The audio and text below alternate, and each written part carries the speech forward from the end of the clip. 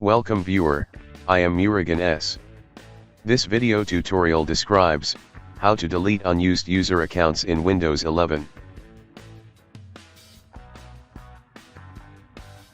We want to remove unused user accounts.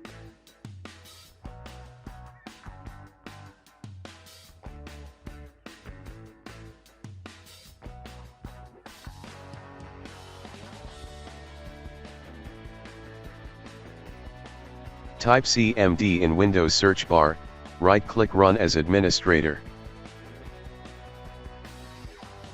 Type net space, user space, username space, /delete.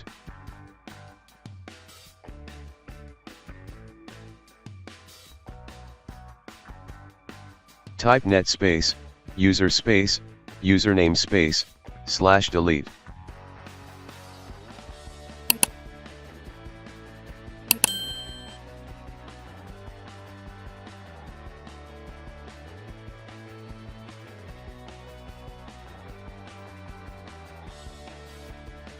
I hope this video tutorial helps to you. Please like, share and don't forget to subscribe my channel. Thank you very much.